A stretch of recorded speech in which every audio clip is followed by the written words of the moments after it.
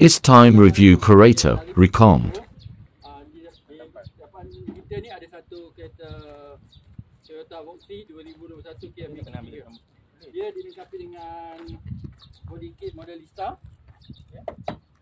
Okey, enjin dia 2000 cc. Baik, kita masuk dalam.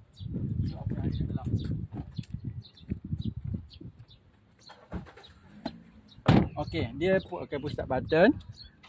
Lepas tu dia ada auto stop. Yang ni untuk lock pintu lah. Ini untuk adjust lampu. Okey, yang ni untuk kompartmen untuk healing lah. Okey. Okey. Ini untuk buka tangki minyak.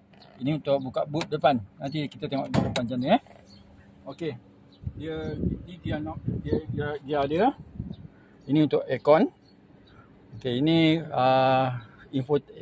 info head unit dia. Okey. Dia steering adalah teleskopik. Boleh ke depan, bawah. Okey. Dia ada dua dashcam, depan dengan belakang.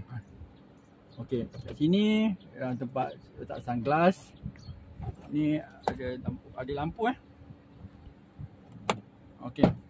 Kita tengok bahagian tengah pula. Bahagian tengah dia pakai power door. Okey, kereta ni 7 seater Okey. Dia boleh ke depan ke belakang ataupun kiri kanan. Nak rapat dengan perempuan sebelah boleh, ataupun kita nak buat highway untuk anak-anak kecil kita pun berlari kat sini pun boleh. Okey.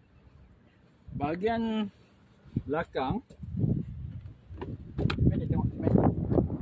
Bahagian belakang dia ada 3 seat dia ada satu lagi headrest tengah gantung. Okey. Bahagian bonnet dia tak ada power tailgate. Kat sini boleh letak barang. Okey, boleh letak barang. Beg kecil lah, tak payah letak beg luggage. Seat ni katakan kita hanya 5 orang je, kita letak barang banyak. Kita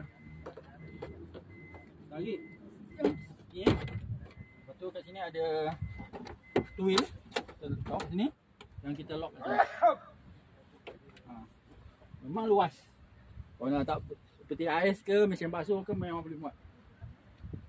Okey, last kali kita tunjuk bahagian engine.